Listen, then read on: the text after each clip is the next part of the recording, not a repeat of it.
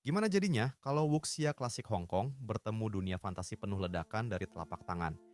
Bukan cuma pedang dan jurus ringan tubuh, tapi ada makhluk bersayap emas, teknik legendaris yang bisa menghancurkan musuh dengan satu ayunan tangan.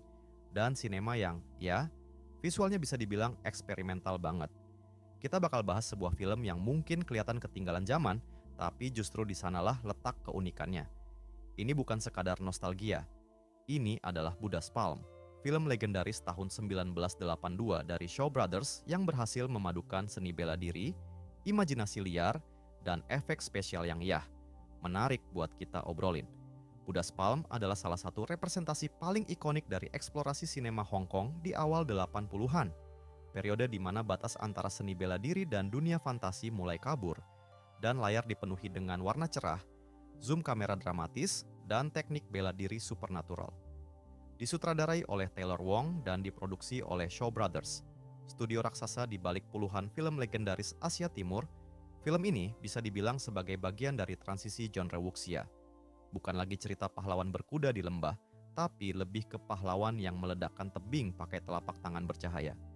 Dengan durasi sekitar 1 jam 33 menit, Buddha's Palm mengajak kita menyelam ke dunia yang penuh konflik antar sekte bela diri, teknik rahasia yang jadi rebutan, dan satu tokoh utama yang, awalnya justru berangkat dari luka hati. Tapi jangan khawatir, kita nggak akan bahas spoiler di sini.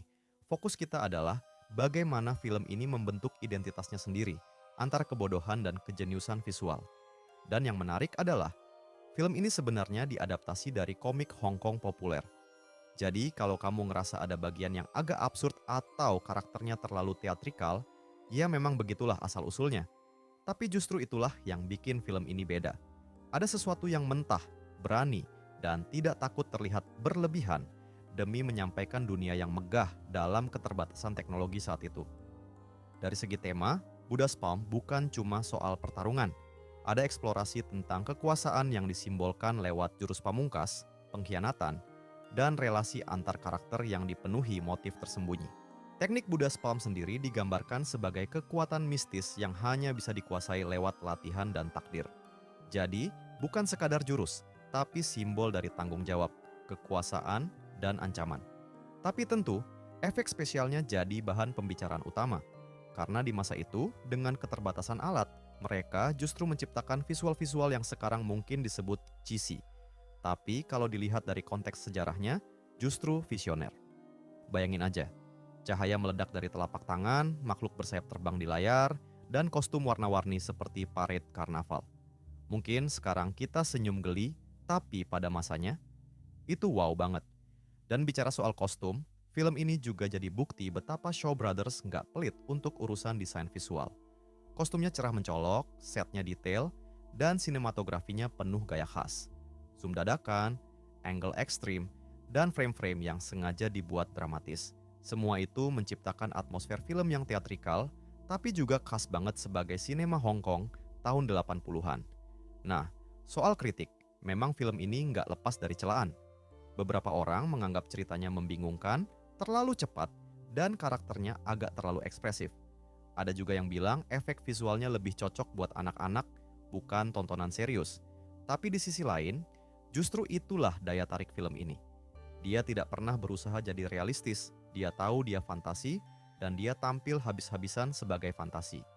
Audiens modern mungkin akan terbagi dua, antara yang langsung jatuh cinta karena pesona retronya, dan yang menganggap film ini terlalu kuno untuk dicerna. Tapi bagi penggemar wuxia, film ini adalah referensi penting dalam evolusi genre. Bahkan, karakter-karakter aneh seperti makhluk bersayap emas yang disebut damang masih diingat hingga sekarang. Beberapa penggemar bahkan membandingkannya dengan robot Daggett dari Battlestar Galactica. Beda alam semesta, tapi serupa dalam hal kesan visual yang tak terlupakan. Secara budaya, Buddha's Palm adalah bagian dari gelombang film yang mendorong wuxia keluar dari batas-batas realisme tradisional. Kalau kita biasa lihat film Jet Li atau Donnie Yen dengan koreografi presisi dan drama yang dalam, film ini justru main di ranah mimpi.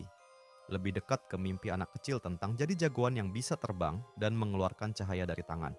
Dan jangan lupakan sutradaranya, Taylor Wong. Gaya Wong di sini benar-benar lepas kendali.